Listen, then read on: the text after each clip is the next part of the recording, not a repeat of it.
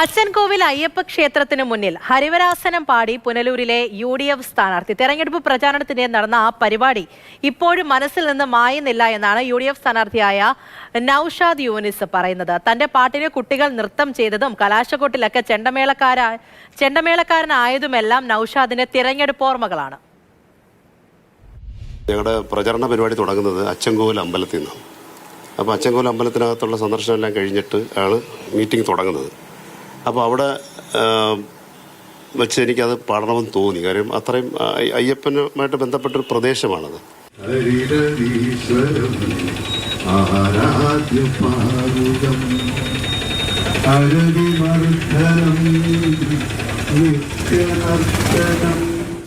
പാടിയതിന് ശേഷം പ്രസംഗം തുടങ്ങാൻ നേരത്ത് ദീപാരാധനയുടെ മണിയടി മുഴങ്ങുകയാണ്.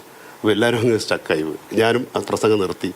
അത് കഴിഞ്ഞിട്ടാണ് പിന്നെ കണ്ടിന്യൂ ചെയ്തത്. അപ്പോൾ ഒരു നിമിത്തം പോലെ സംഭവിച്ചതാണ്. അങ്ങനെ ഇലക്ഷൻ ഇടയ്ക്ക് ഞാൻ പാട്ടുപാടുകയൊക്കെ ചെയ്തു. അപ്പോൾ കൂടെ നൃത്തം ചെയ്യാനായിട്ട് കുറേ കുട്ടികളൊക്കെ വന്നു.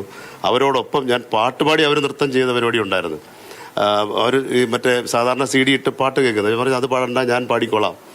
അപ്പോൾ അങ്ങനെയൊക്കെയുള്ള വെറൈറ്റി. അപ്പോൾ നമ്മൾ സ്കൂളിലും കോളേജിലും ഒക്കെ പഠിച്ച കാര്യങ്ങളൊക്കെ ഓട്ടോമാറ്റിക്കലി ആ ഒരു ഇൻസ്പിറേഷൻ ഉണ്ടാവുന്നതാണ്. ഇത് നമ്മളൊരു മനഃപൂർവ്വം കരുതി കൂട്ടിയൊരു ഡ്രമാറ്റിക് സംഭവം അല്ലല്ലോ. ഇതൊക്കെ നമ്മൾ ഇൻബോണായിട്ടുള്ളതും ആ സിറ്റുവേഷനിൽ വരുമ്പോൾ അത് ഓട്ടോമാറ്റിക്കലി പുറത്തേക്ക് വന്നു പോകും.